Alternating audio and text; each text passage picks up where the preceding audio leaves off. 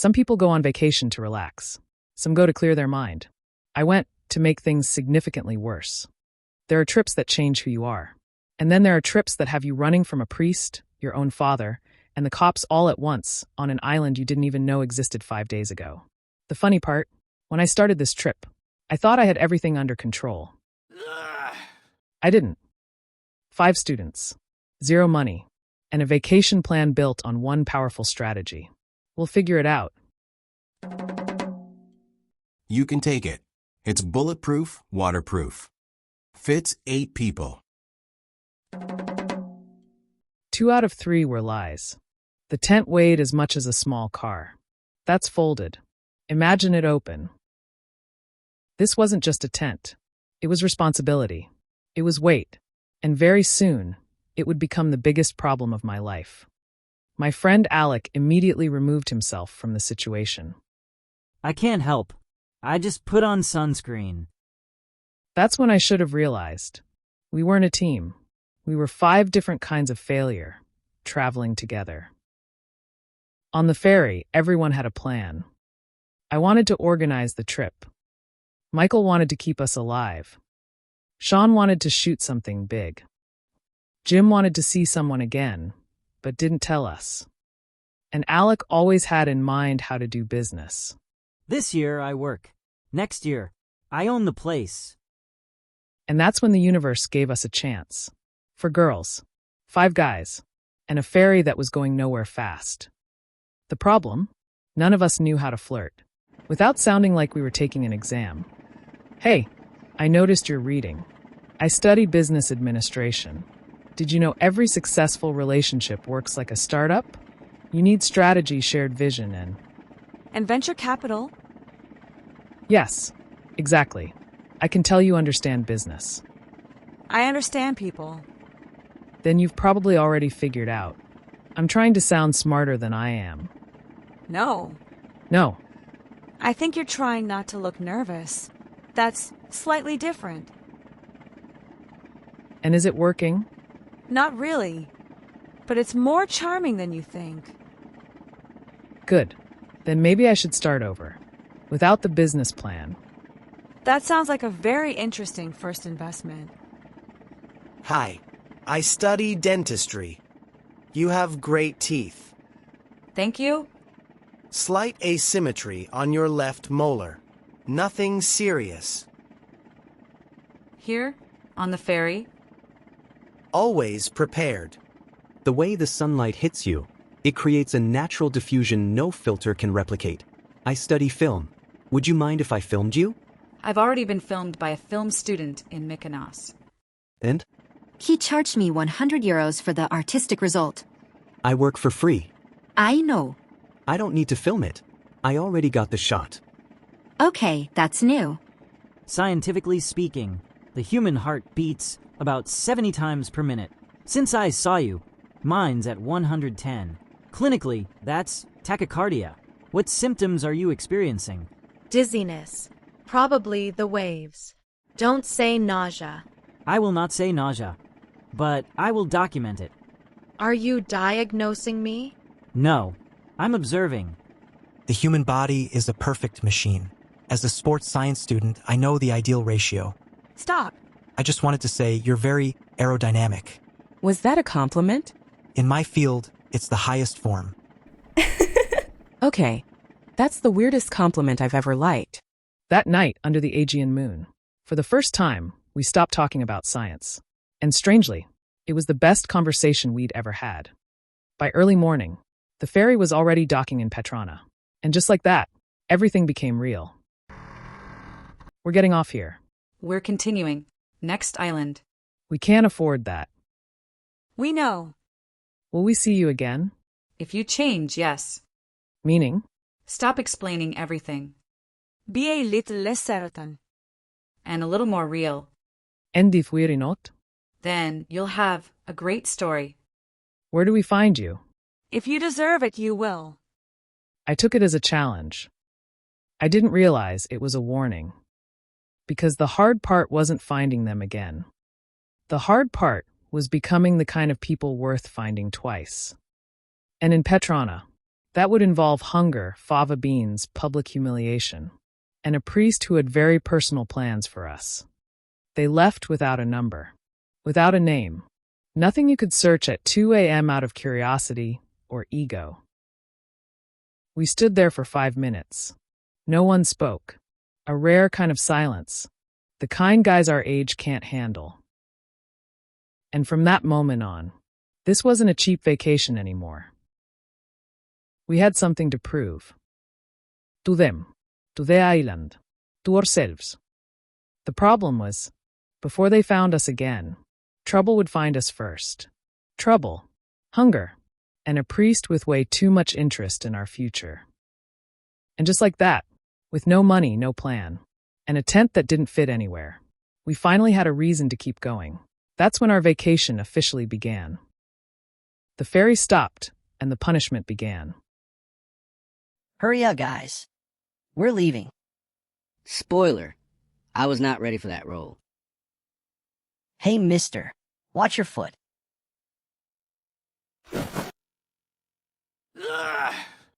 Are you okay? I'm okay. My dignity isn't. Guys, I'm leaving. We said hurry up. They say that on vacation. You share the burden. Some people share advice. Some people share excuses. Hey, guys, I think the tent got wet and heavier. How about you give me a hand, too? The same day, as soon as we got outside. Guys, I'm out of using the tent. I'll sleep here with the hippies and the stars. That's when I realized something important. In hard times, you learn who your friends are and who owns a sleeping bag. I would be sleeping with the tent. I wasn't sure if we were camping or if we were moving my entire life uphill. At night, everything sounds louder. Guys, do you hear voices too? George, get up and take a look. The entire beach is outside. Come on, can we get in? We're totally soaked. Can we get in? Yeah, it's freezing totally out here, soaked. and our tent. That's when I understood why we were carrying the tent. For everyone else. Fine, let them in. Sit at the entrance and start selling tickets. Come on, guys, one by one. I didn't know it would turn serious. Losing my sleep that night, I couldn't stop thinking. I was carrying the 10, T, and someone else was running the business. For the first time, it felt like our adventure was actually paying off. And like any good entrepreneurs, we invested our profits in something sustainable. Food. That same night, we realized we had a problem. Told you guys to skip the fava beans. Now that we're going in the tent, it's going to be a full-on artillery barrage. Oh, come on, George. You expect us to come to Santorini and skip the local specialty? Wait, you all ate the fava? So, what did you have then, champ? I respected the group and went with a burger. A burger? In Santorini? Seriously? All right. Let's drop it and crash. We've got an early wake-up tomorrow. I say we leave the tent door open to get some fresh air. Don't even think about it. There are plenty of snakes crawling around these rocks. We're zipping that tent door shut. Nothing's getting in tonight. My eyes are burning. This gas could win a war. We're out of oxygen. Evacuate the tent. The wind is blowing it back. We're doomed. We're doomed. It was just one burger, and it was smoky. We weren't lost. We had a plan. Well, I had a plan. I was studying management, so I thought it was a good idea to apply theory to practice. I organized everything. Who shops, who carries, who cooks, and who gets blamed in the end. That was me. We had a plan. Vacations with no money. Free camping on hills that only goats enjoyed. We lived off anything that wasn't locked. Until one day, Tend, who was studying medicine, made a strict announcement. Guys, this is not a balanced diet. Only fruits and tomatoes. I'm one step away from diagnosing us all with scurvy from protein deficiency. The next day, we rushed to the supermarket, but the meat was insanely expensive. way beyond the budget we had to manage. I found a solution, guys. Look at this product. It contains milk, which means protein. And Coca-Cola is the ideal acidic medium for proper bioavailability. The following day, we all rushed to apply Tacitus's instructions. Some even dipped ice cream into Coca-Cola to get extra calories. The result? Let's just say the ice cream and Coca-Cola diet turned our tent into a biohazard zone. We all think free camping is simple. See, friends, adventure. But nobody tells you that without money, and with a heavy tent that needs 2 people to carry. Reality will show you its brutal side. If you think it's easy, take a look at what happened to us. Guys, the sauce is almost ready. 5 more minutes, and we'll taste the best pasta of our lives. I think I saw something fall in. Nah, those are just the forest's natural seasonings. Dude, those aren't seasonings. That's an entire battalion of mosquitoes. Relax. Think of it as free extra protein.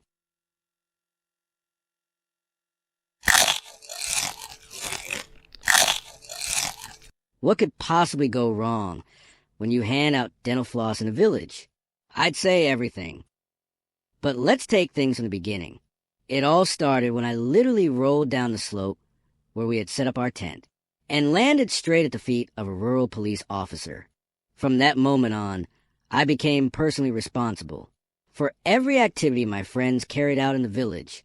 Personal hygiene lessons by Dr. Tend. Proper toothbrush and dental floss usage by our dentist, Mr. Jim.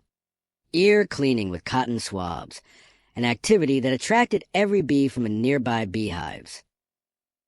You might say, was it my fault that I took charge and that everything happening in the tent always needed my approval?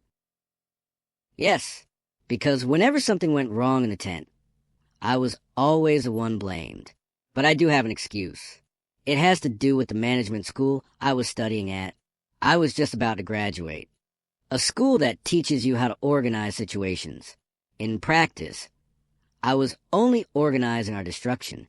But let's go back to the moment the local police officer discovered the hidden location of our tent.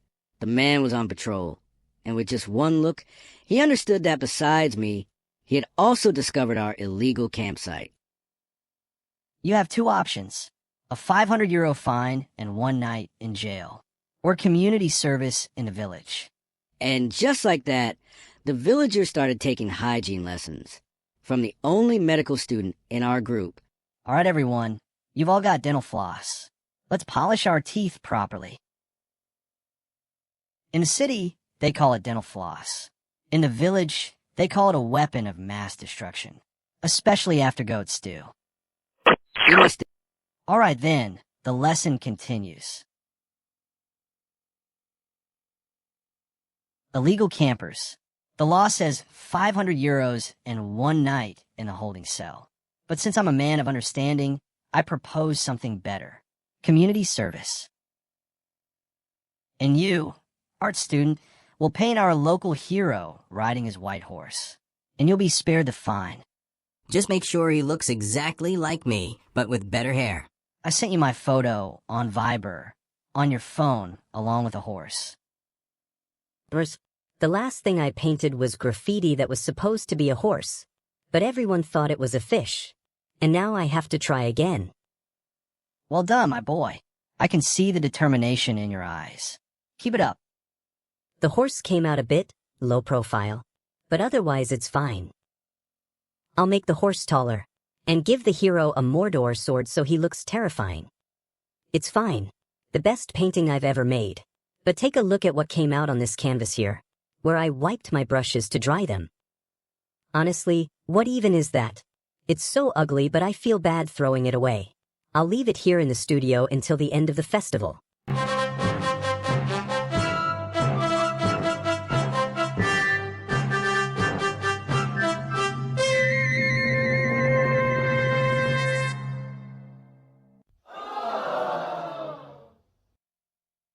That arrogant man embarrassed us.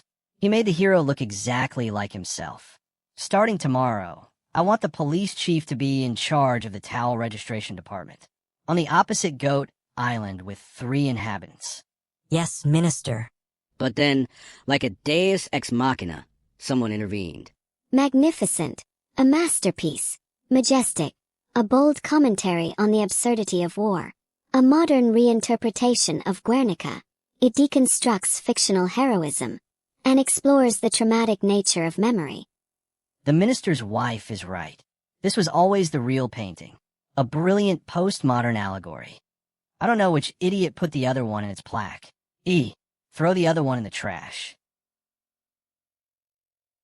Minister, since the other one got the glory, perhaps I should keep this painting, just as an item to close the case file. Of course, Jim. But be careful. You'll be officially charged using Form 108. So everything stays legal.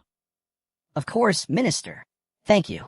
I'll run and prepare the paperwork immediately. One more small task, and you're free. You, physical education student, will organize the village's annual swimming competition. And you, film student, will shoot a documentary about the village, showcasing the area's natural beauty. Guys, what kind of trophies should I get for the competition? The authority figure will be expecting gold with emeralds. I only have €3.50 in my pocket. Relax. I'll make you a poster so scary.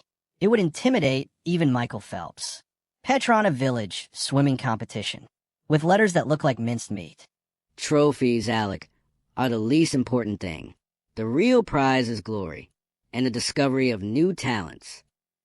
Glory and €3. I'm going to the kiosk to see if they sell disposable trophies. I'm coming too. Maybe we can save the situation. Excuse me, Miss Amanda, right? Have you ever thought that maybe you're destined for something much greater than serving coffee? Greater? Like what? Your face has depth, melancholy, radiance. You are the Greek answer to Monica Bellucci. I just serve coffee. No, you serve emotion in porcelain. Come to the beach. I'm making a documentary about the village. I want to show the authentic beauty of the village, and you are the soul of this island. If you're going to show me, at least show my good side. Meanwhile, at the municipal swimming pool, Alec has problems of his own. Take your positions. No pushing, no biting. Nobody touches the kid with the floaties. Ray, DUI, go. Amanda, hold that look. The secret look. Like this. More natural. Think you're in a movie. I'm the director. You're the heroine. No inhibitions. Should I do whatever you say for the movie? Not just the movie. You are the movie. Think Ken, Venice, and whatever else comes along. Amanda. Oh no. Her father. Time for me to disappear. You little runt. I'll break your bones. Dad, you misunderstood us. We're rehearsing for the documentary. Right, Spiros? Say something. Tell him I look like Monica Bellucci. Monica Bellucci, my poor girl? He's making fun of you.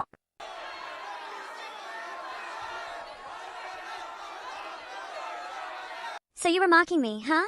Now you'll see. Was ist passiert? Schatz, ich glaube, unser Zelt hat ein technisches Problem. You touched my daughter. I'll break your bones. The church and the state have a solution. If the sin was committed, they must marry. I'm in direct contact with the metropolis. Wedding in half an hour. Too late, Father. The village has already risen up. Greetings from the village of Petrona, a special night on our quiet island, where rumors about a group of con artist students have stirred up the locals. The gentleman next to me claims that the swindler student seduced his underage daughter. He clearly has a serious reason to be furious. But let's ask a few more people. Sir, what do you have to say? They ate the watermelon I had set aside for the best grower competition.